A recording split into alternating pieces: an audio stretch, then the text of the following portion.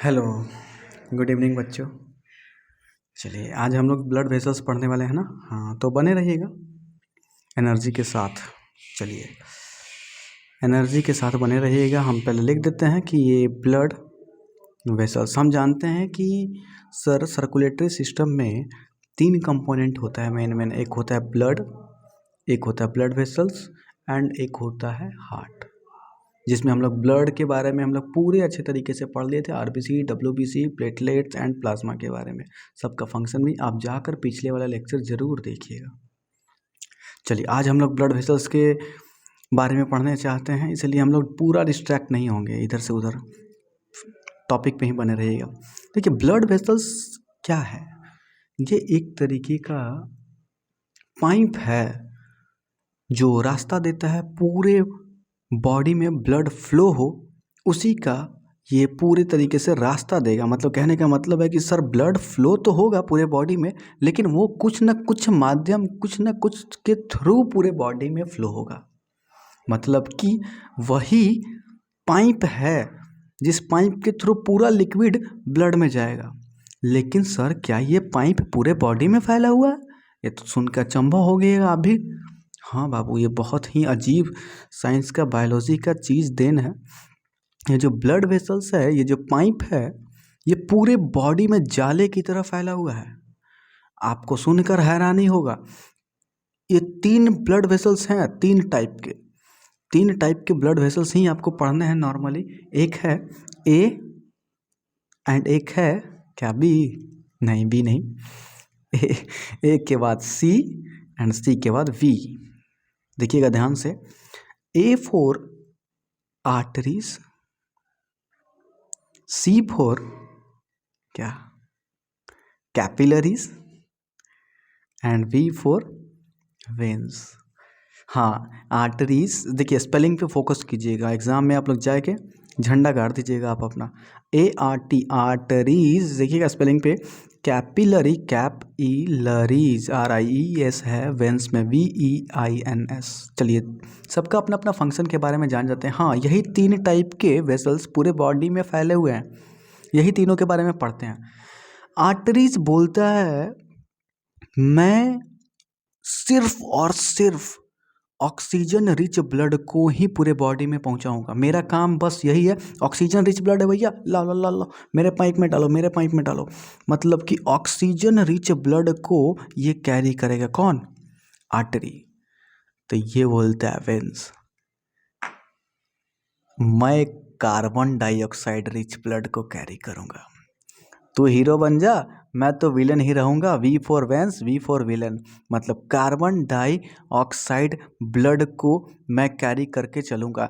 इसीलिए लोग इसको बोलते हैं कि वेंस जो है वो डीऑक्सीजनेटेड ब्लड को कैरी करेगा पूरे बॉडी में, और ये ऑक्सीजन रिच ब्लड को कैरी करेगा। और जबकि ये हीरो है, ऑक्सीजन रिच ब्लड लेके जा रहा होता है पूरे पाइप में, इतने तेजी से, इसीलिए इसके पाइप में हाई प्रेशर रहता है। आर्टरीज के पास कैसा होगा? हाई प्रेशर से ब्लड फ्लो होगा आर्टरीज में।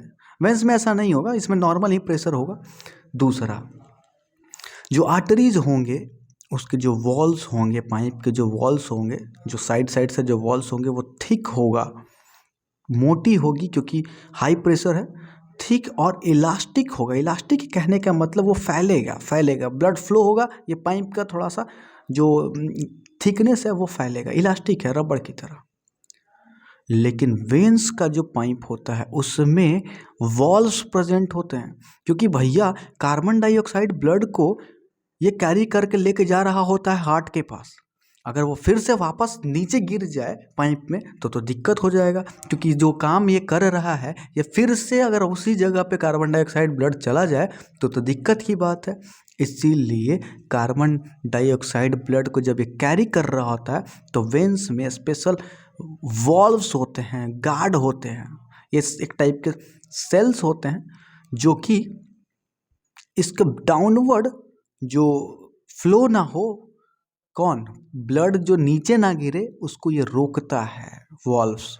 मतलब कि सर इसमें वॉल्व्स प्रेजेंट होते हैं, वॉल्व्स आर प्रेजेंट, जो कि क्या करता है? Prevent back flow back flow of the blood. देखिए ध्यान से, अभी हम लोग क्या क्या पढ़े? अभी हम लोग पढ़े sir arteries oxygen rich blood carry करेगा, वेन्स डीऑक्सीजनेटेड ब्लड कैरी करेगा। इसमें सर हाई प्रेशर होगा और आर्टरीज में, इसमें सर लो प्रेशर होगा। अच्छा सर, इसके थिक एंड इलास्टिक होगा, इसका जो पाइप होगा थिक एंड इलास्टिक है। इसमें सर वॉल्व्स प्रेजेंट होंगे जो कि प्रिवेंट करेंगे कि वो गिरे नहीं, ब्लड फ्लो नीचे ना हो जाए। ठीक है, अब जो आर्टरीज का पाइप जा रहा होगा, ये जहाँ ख़त्म होगा, ये ख़त्म जहाँ पे होगा उसी जंक्शन को बोलूँगा कैपिलरीज। क्या बोलूँगा? कैपिलरीज। हाँ, आर्टरीज जहाँ पे एंड होगा, कैपिलरी यहाँ से स्टार्ट हो जाएगा। ये इतने थिन होते हैं, ये वेरी थिन लिख देता हूँ। पहले बात की, ये वेरी थिन पाइप होते हैं जिसके थ्रू ब्लड फ्लो करता है। आर्टरीज का जो एंडिंग होगा वो कैपिलरीज से होगा, और फिर जो वेन्स, जब कैपिलरीज जब ख़त्म होगा तो ये एक टाइप से वेन्स बन जाएंगे। ये जो पाइप है ये अब कहलाएंगे वेन्स। मतलब कि जहाँ कैपिलरीज ख़त्म होता है वहाँ से वेन्स स्टार्ट होता है। ये कैपिलरीज ख़त्म हुआ, अब यहाँ से वेन्स स्टार्ट होगा। लेकिन ऐसा क्या काम करता है कैपिलरीज? ये बीच में ये सर जंक्शन का काम कर रहा है। ये क्या है? जंक्शन का काम कर रहा है। आर्टरी और वेन्स के बीच में ये जंक्शन का काम कर रहा है। लेकिन क्या काम करता है ये? ऐसे ही मुंह दिखाने के लिए तो यहाँ बीच में नहीं है, कुछ तो काम होगा ना कैपिलरीज में, और वो भी थिन है, बहुत पतला है। देखो होता क्या है, जब ये ऑक्सीजन रिच ब्लड लेके जा रहा होता है, हमको पता है सारे सेल्स को चाहिए ऑक्सीजन। ये बोलता है कि लाओ लाओ लाओ लाओ जल्दी लाओ। ये ऑक्सीजन रिच ब्लड लेके आ रहा होता है, ऑक्सीजन सेल्स ले लेता है और सेल्स एक्स्ट्रा में प्रोड्यूस करते हैं। हम जानते हैं जब ये ऑक्सीजन एरोबिक रेस्पिरेशन करेगा सेल्स तो ऑक्सीजन को यूज कर लेगा और CO2 प्रोड्यूस करेगा, और वही CO2 इसके पाइप में, हम पढ़े थे डिफ्यूज़न के थ्रू इसके अंदर आ जाते हैं। थे बहुत पतला होता है ना, इस पतले वाले पाइप में CO2 भर जाता है और यहाँ से CO2 रिच ब्लड सीधा पहुँच जाता है कहाँ पे? हार्ट के पास। देखिए हुआ क्या, मैं फिर से बता देता हूँ। हमको पता है कि आप लोगों को समझ नहीं आया होगा, इसलिए मैं फिर से इसको रिपीट कर देता हूँ।